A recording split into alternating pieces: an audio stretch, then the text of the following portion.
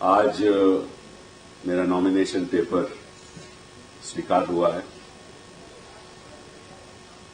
और आज से मैं कांग्रेस कैंडिडेट ऑफिशियली आपके सामने आ रहा हूं और मैं धन्यवाद करना चाहता हूं सोनिया गांधी का, धन्यवाद करना चाहता हूं वाइस प्रेसिडेंट कांग्रेस पार्टी का और सारी कांग्रेस पार्टी का कि उन्होंने मेरे पे विश्वास रखा कि मैं चांदनी चौक में एक कैंडिडेट के बतौर चुनाव लड़ूं।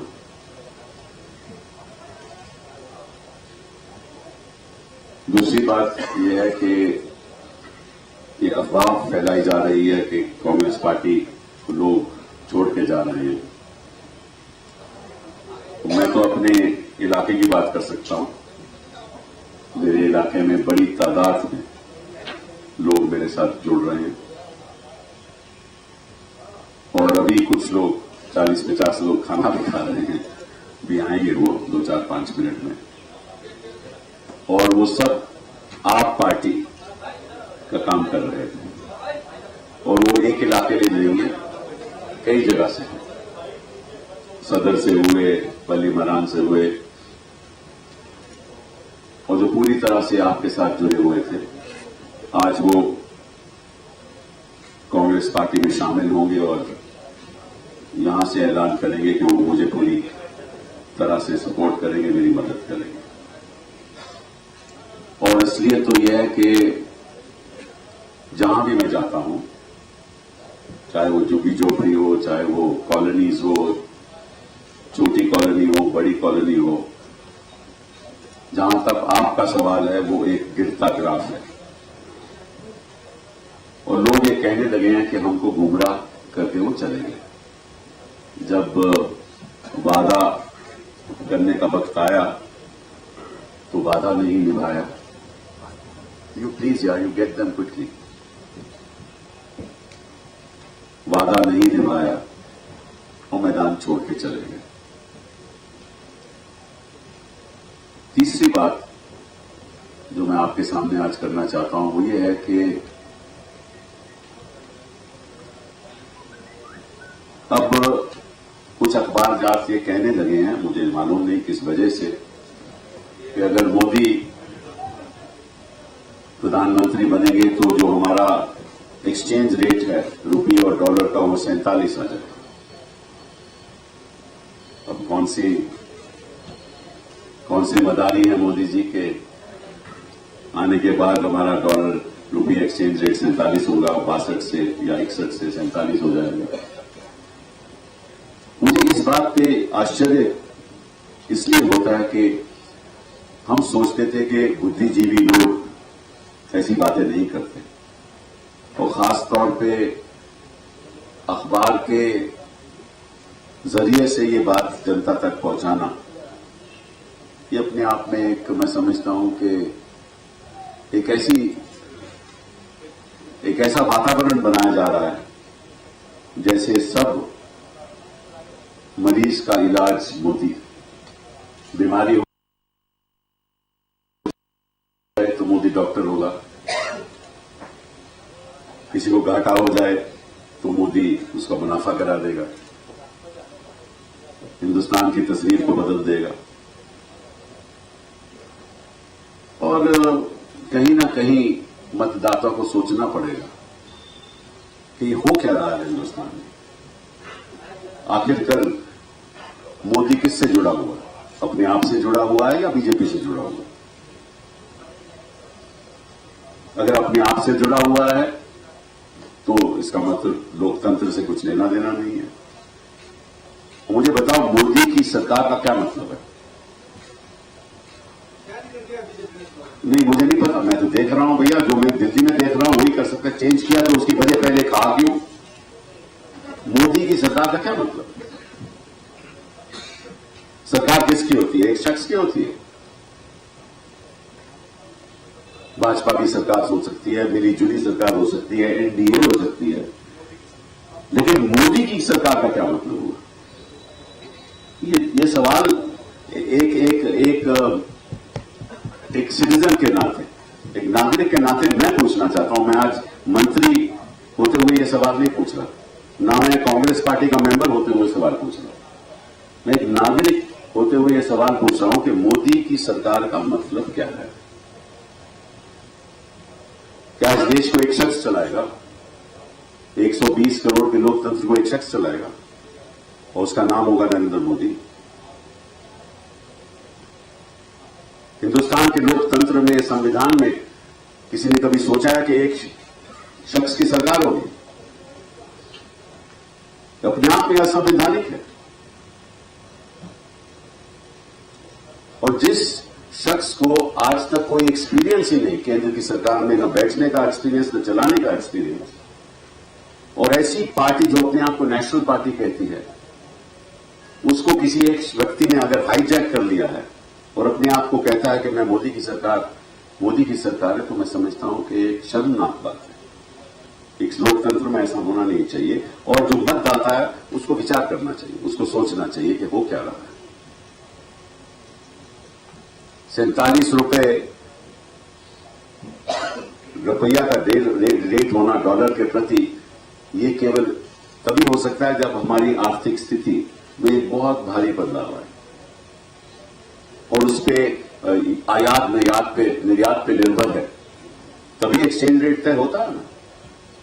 और जो बेचारे एक्सपोर्टर हैं, अगर 47 रुपये हो गया तो सारे एक्सपोर्टर्स का भट्टा बैठ जाएगा, आईटी इंडस्ट्री खत्म हो जाएगी।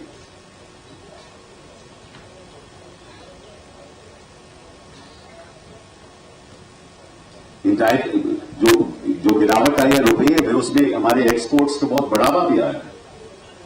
तो बिना कोई आर्थिक सोच के ऐसी बात करना, मैं समझता हूं कि एक, जैसे आप लोग बोलते हो ना, एक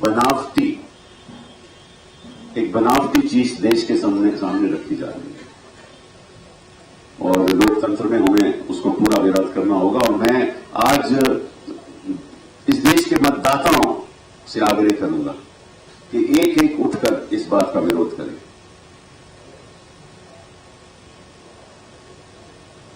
भाजपा में भी ये बात चलने लगी है कि अब एक ही शख्स फैसला करेगा किसको क्या टिकट मिलना। और जिन्होंने 30-30, 40-40 साल बीजेपी का साथ दिया, साथ निभाया, उनकी कोई अहमियत नहीं है। और मुझे तो इस चीज का आश्चर्य है कि एक तरफ तो कहते हैं कि मोदी की लहर है और दूसरी तरफ मुतालिक साहब को लिया जा रहा है राम सेना से। अरे इतनी लहर है तो मुतालिक की क्या जरूरत है? तो ये बनावटी बातें जो मीडिया के द्वारा जनता तक पहुंचाई जा रही हैं, मैं समझता हूं कि ये लोकतंत्र में खतरनाक कड़ी है और सभी को सावधान रहना चाहिए। अभी अब सब लोग आगे तो आप आ जाइए, वो आए कि नहीं सब लोग? हाँ, तो आइए फिर, जो भी जुड़ना चाहते हैं आइए, फिर उसके बाद मैं सवालों को जवाब दूंगा। आइए भैया।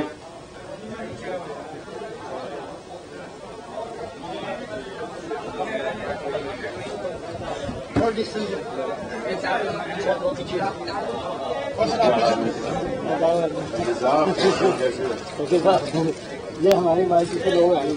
ठीक है, आओ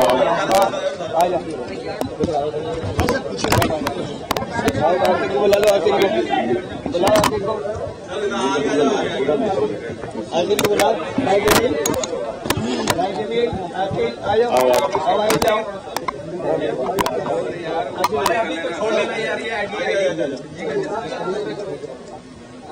आओ आके आओ आके आप तो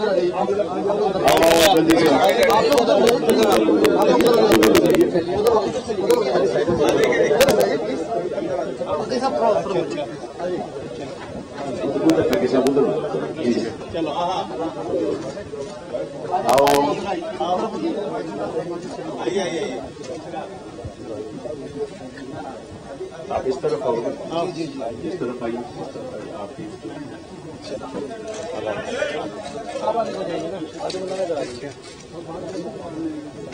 इधर देखिए। कितने हैं?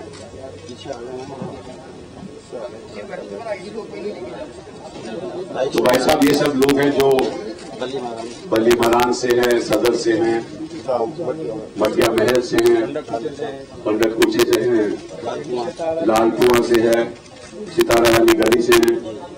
तो सब लोग ये जो आप पार्टी में पहले काम कर रहे थे हमसे जुड़ रहे हैं।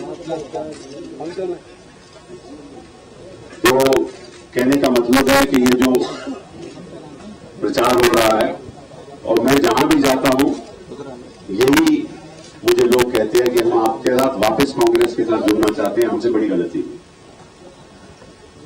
और मैं इनका शुक्रगुजार हूं और मैं अपनी ओर से इनको माला डालना चाह रहा हूं।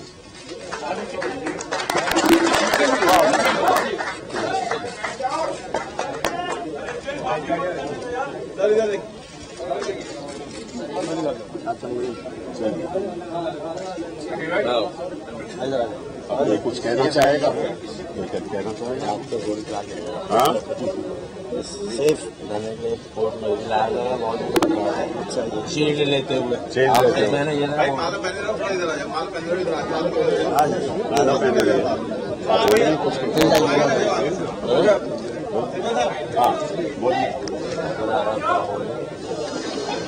आज हम तमाम लोग जैसे हमारे जावेद भाई वहाँ से हैं, ये चांदनी चौक विधानसभा से हैं, कुछ लोग मटिया महल से हैं, बल्ली मरान से हैं। हम तमाम लोग पहले कांग्रेस में हुआ करते थे, कुछ वजूहात से हम दूसरी दिगर पार्टी में आपकी पार्टी में चले गए थे क्योंकि वो कहते हैं कि दुख की रख उन्होंने हमारी छेड़ी थी कि शायद वो हमारी सारी परेशानियों को दूर कर देंगे, मगर उनको मौका दिया गया। उन्होंने पूरे दिल्ली में एकदम अराजकता फैला दी और आज वो एक बीजेपी के एजेंट के तौर पे काम कर रहे हैं। तो आज हम अगर आपकी पार्टी में जाते हैं तो उसका सीधा फायदा बीजेपी को होगा। इसलिए हम जनाब कपिल सिब्बल के साथ अपनी पूरी ताकत के साथ हम इनसे साथ ज्वाइन कर रहे हैं और कांग्रेस के हाथ मजबूत करेंगे। थैंक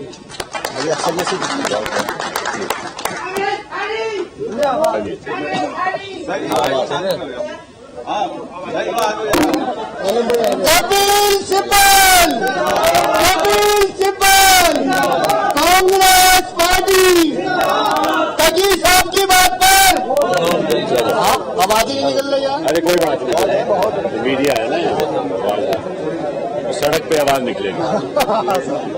सोशल मार्केट की सीट मिले देखिए आप जरा देखिए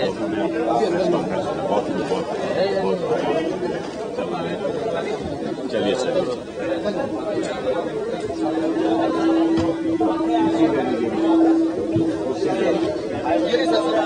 आप चलिए,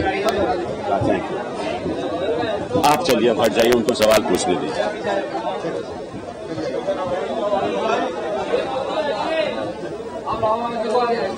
भैया ऐसा ऐसा आप यस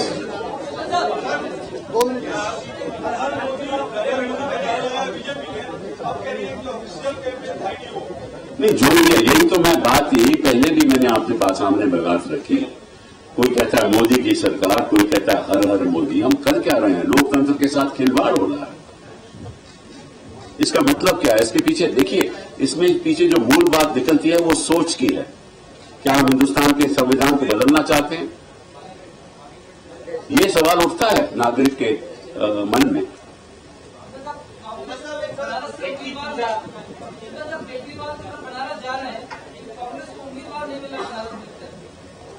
कांग्रेस पार्टी उम्मीदवार खड़ा करेगी, पता नहीं, आपको ज्यादा मालूम होगा कांग्रेस पार्टी के बारे में, मुझे तो नहीं मालूम कि नहीं मिल रहा। बीजेपी के नेताओं ने कहा है कि मोदी को जान का खतरा है। कल जो आतंकवादी राजस्थान में पकड़े गए हैं उसमें कुछ जामिया के भी स्टूडेंट्स को पुलिस ने गिरफ्तार किया। आपको लगता है कि हर मुद्दे से जोड़ के आतंकवाद को देखते नहीं, बड़े दुख की बात है। मुझे चिंता भी है क्योंकि कहा गया कि राजस्थान से उनको अरेस्ट किया गया, लेकिन मुझे जो जानकारी है गलत भी हो सकती है, सही भी हो सकती है, कि उनके घर से उनको अरेस्ट किया गया और आज उनको रिहा भी किया गया। तो अगर इस किस्म का वातावरण देश में बनेगा कि हमारे बच्चे हमारे युवा लोग को घर से अरेस्ट किया जाएगा बिना किसी एविडेंस के साथ, बेबुनियादी अगर अरेस्ट होगी तो इसमें फिर एक तो भय फैलता है और अविश्वास का वातावरण होता है, और जब अविश्वास का वातावरण और भय फैले तो उसका भी बहुत असर लोकतंत्र में होता है, और मैं इसकी पूरी निंदा करता हूं। और मैंने तो अपने दोनों बेटों को कहा है कि अगर इसमें कोई सच्चाई हुई कि ये गलत तरीके से इनकी अरेस्ट हुई तो मेरे बेटे मुकदमा खुद डालेंगे, क्योंकि ये बड़े दुख की बात है कि जब ये लोग हिरासत में होते हैं 8-9 साल के ट्रायल के बाद जब आदमी एक्विट होता है तो उसके 8-9 साल की जिंदगी क्यों चली गई, उसको बेल तक नहीं मिलता 8-9 साल, उसकी जिंदगी बर्बाद हो जाती है, उसका परिवार बर्बाद हो जाता है, जो छोटा बहुत व्यापार करता है वो बर्बाद हो जाता है, पुश्तों तक बर्बादी फैल जाती है, लेकिन उनको कॉम्पेंसेशन क्या मिलता है? कुछ नहीं। तो आपने एक बार किसी को गिरफ्तार कर दिया बेबुनियादी, तो उसका क्या मतलब हुआ? उसकी तो जिंदगी खत्म हो गई, कि अगली बार लोग उसको कहेंगे कि तुम तो अरेस्ट किए गए थे। तो ये इंसानियत का व्यवहार नहीं है। अगर हमारे पुलिस ऐसा कर रही है तो इंसानियत का व्यवहार नहीं है। ये गृह मंत्री की बात नहीं है भैया। ऐसे तो मैं पूछूं कि गुजरात में मुख्यमंत्री कौन था? ये गृह मंत्री की बात नहीं है। ये जो अधिकारी हैं जो ये काम करते हैं ये गलत है, और अगर आप सोचते हो कि ये सही है तो आपको सवाल नहीं पूछना चाहिए ऐसा। 2009 में लोकसभा इलेक्शन से पहले पटना हाउस में एनकाउंटर कराया गया था, उसका किस तरह से सुबह 7 बजे वहां से बच्चों को उठाया गया, और यहाँ तक कि वहां की जामिया नगर पुलिस है उसके पास कोई इंफॉर्मेशन नहीं है। यही तो मैंने कहा ना कि ये बात है, ये गंभीर, जो भी ये बात है गंभीर बात है। कांग्रेस की साजिश हो रही है कि मुसलमानों के अंदर दहशत फैलाई जाए। अरे क्या बात करते हो तुम? क्या बात करते? कैसा सवाल तुमने पूछा? कैसा सवाल तुमने पूछा? कभी सोच भी सकते हो कि कांग्रेस की ऐसी सोच हो सकती है, किसी और की तो हो सकती है, लेकिन कांग्रेस पार्टी की कभी नहीं होती। चलिए एक मिनट पूछ रही है वो यार, किसी लेडीज को भी तो चांस दो। यस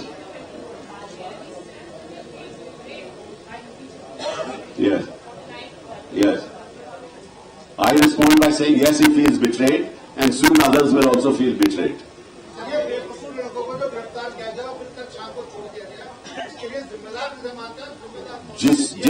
जिस भी पुलिस अधिकारी ने के उनको गिरफ्तार किया है और निश्चित रूप पे जांच होनी चाहिए, और अगर कोई इस पे रिस्पॉन्सिबिलिटी है वो फिक्स होनी चाहिए। सर अभी सबकी बात है, यहाँ देवबंद में राब्ता मदारी से बिखराव हो रहा है। वहां पे रात में हैदराबाद से एक आदमी चले और यहाँ गुजरात की कुछ बैठी भी उनको गिरफ्तार कर दिया गुजरात में। अब इसका मुझे इल्म नहीं है, मुझे इल्म होता तो मैं उसके बारे में कोई जरूर टिप्पणी करता। मुझे इल्म नहीं। यस, अरे भाई वो तो छोड़ दिया गया है ना, अब उसके ज्यादा क्या करें?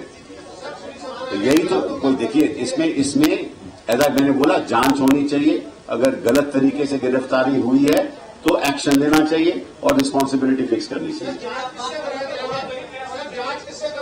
वो तो यार मैं नहीं तय कर रहा हूं, एडमिनिस्ट्रेशन तय करेगी। आप बताइए।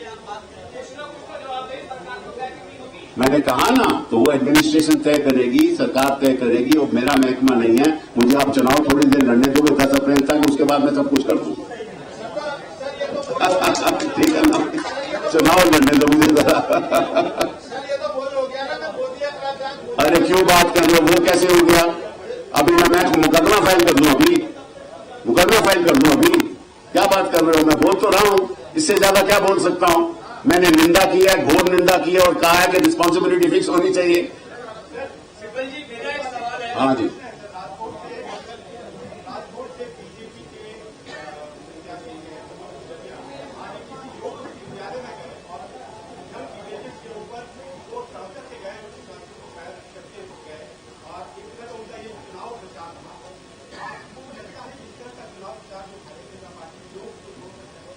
हम वो सभी को बताना चाहते हैं कि सभी की 56 इंच की छाती है, तो इसलिए छाती पे चढ़ के हर जगह जा रहे हैं। हर एक की भाई यहाँ 56 इंच की छाती है ना। ये बीजेपी का वो एक समझ लीजिए कि एक आईटी को कहते हैं ना, उनका पेटेंट है 56 इंच की छाती। मेरा एक सवाल है, न्यूज नेशन से हूँ मोहितपुर के नामे में। जी हाँ, सर, जिस तरीके से आपने इस गिरफ्तारी में सवाल उठाए हैं, सवाल ये है कि जब भी ऐसा हो रहा है, मान लीजिए मोदी की सरकार आती है, हमेशा आरोप लगता रहा है कि गुजरात में मुसलमानों के साथ ठीक नहीं हुआ। अगर राहे बगाए मान लिया जाए इत्तेफाक से मोदी की सरकार आती है तो मुसलमानों के साथ किस दूसरे लोग रवैया? अरे रेट पिटीशन तो मैं फाइल करूंगा, फिर मैं खुद करूंगा। Thank you.